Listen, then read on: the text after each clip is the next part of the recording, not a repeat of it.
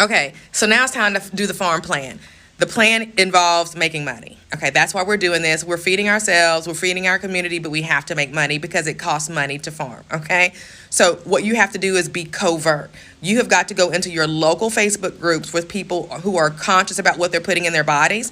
So just put your local city name or whatever, search Facebook for your vegan groups, your pescatarian groups, your intermittent fasting groups. Okay, become a fly on the wall in those groups and see, especially like in the vegan groups, using that search bar in Facebook groups. There's a search bar you can search for can I find or where can you find, use that phrase, okay?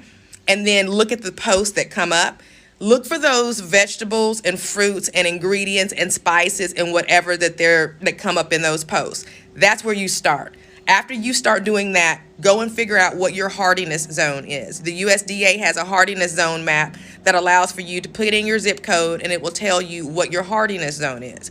Once you figure out what you can grow, or for you guys that are interested in animal husbandry, you can do the same thing, right? So if you know you're living near an area that has people who want goats, right? Then you need to look into, everything that's involved with you being able to raise the goats, okay? What do they need? Are you able to provide it? Same rules apply for animal husbandry as it does for vegetable and fruit production, okay? You're still going to reverse engineer the process and figure out what the people nearest you want. Don't get excited and grow what you want to grow. We're building a business. So after you've got your farm number, this is the process of farm planning that you have to do, because next is going to be you're going to have to start buying things, either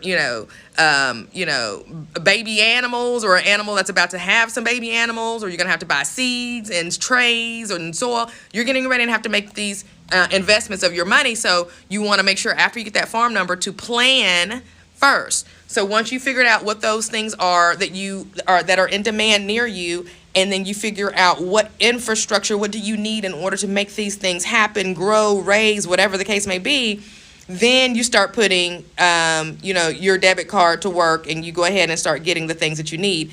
Same thing if you're in your apartment farming. If you're going to be doing soaps, okay, you need to source out your, emulsifying agents. You need to source out your scents. You need to source out all the equipment that you need. If you're going to be using a crock pot, if you're going to be using, what are you going to be, your molds. So the planning process is the absolute next thing you do after you get your farm number. And we might have to do some Zooms on this because this is kind of a lot. So, but thanks for asking this question.